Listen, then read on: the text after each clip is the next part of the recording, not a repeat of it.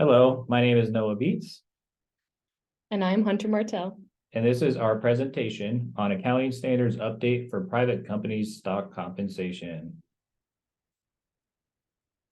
Starting with FASB ASU 2021-07 stock compensation, topic 718. The PCC received feedback from private companies stating that it was costly and extremely complex to put a value on share option awards at grant date or upon modification.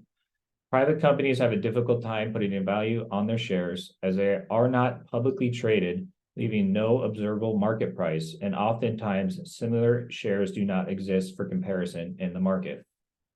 This relates to topic 718, equity classified share-based awards are measured at fair value. All right, next up, we have our overview of the changes that this ASU brought forth. Our main point of amendment and the additions are the non-public entity is allowed to determine the current price input of the equity classified and share-based awards issued to both employees and non-employees, which this uses the reasonable application of a reasonable valuation method. And then it also provides the description of the evidence that these private entities need to include to support the evaluations using this new measurement method. The specific codification sections that we're citing for this specific ASU and the changes that were made to the codification include paragraph 718-10-30-20C through the 718-10-30-20H. These sections in the codification go over the new expedient and the factors to be considered for using the new form of the measurement. This was added for the 2021-07 ASU, October 25th of 21. And then our next section in the codification that was amended is the 718-10-50-2. And this section of the codification describes the information an entity should include to achieve the disclosure objectives. And then the last section that was added to the codification for this ASU is an addition for a transition for the effective date, details, and plan of this new ASU. All right, so a timeline. Starting in December 2018, based on private stakeholder feedback, the PCC decided to research ways to make it easier and less costly for private companies to determine a fair value on equity-based share option awards. In December 2019, the PCC proposed a practical expedient. February 2020, the board endorsed PCC's decision, which led to the issuance of the proposed ASU. Respondents supported the amendments overall and made suggestions to enhance overall potential cost savings. In April 2021, the PCC expanded the scope of eligible instruments. Okay, next up, we have the background reasoning that led the PCC to this ASU.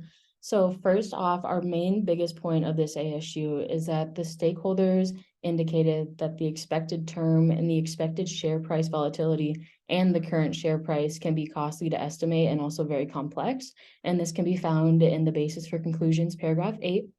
And then paragraph 9 goes on to explain how no practical expedient existed previously for estimating the current price input, and the current price input is often considered the most costly and complex input to determine and audit for non-public entities, which led to them spending a lot of their money on outside auditors and internal auditors, as well as trying to figure out how to qualify for these.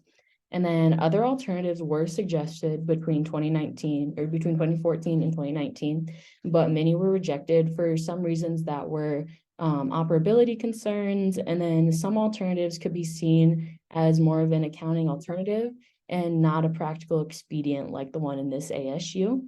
And then another issue with some of these other alternatives were that the options needed to align with the Treasury regulations. And this is difficult because there are a lot of laws in the Treasury regulations that a lot of these expedients were competing with and not necessarily making sense for what the stakeholders needed from them. All right, so overall, what changes were made in this ASU? It simplified the fair value measurement using a reasonable application of a reasonable valuation method. Found in section 718-10-30-20D, A valuation's reasonableness is the measurement date. The measurement date is when the amount of shares and the fair value is known. Factors to consider for reasonable evaluation are the value of the tangible and intangible assets, the market value of stocks or equity in similar entities, arm's length transactions involving the sale or transfer or equity interest in the company. Arm's length transactions refer to two or more unrelated and unaffiliated parties agreeing to do business, acting independently and in their own self-interest. The scope of information that needs to be considered is all material information to the value of the entity. When using a previously calculated value, it must be updated when any information that may materially affect the value of the entity changes. For example, during COVID, many businesses' cash flows were drastically impacted by the shutdowns. This would require a new fair value calculation for equity-based stock options.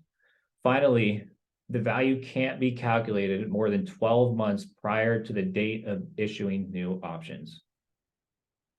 All right, last slide that we have here are the overall effects of this ASU. So first off, since many non-public entities, majority in the United States, aren't required to share their financial reports, such as like the 10K as other public entities are, who are required to share their prices with the public.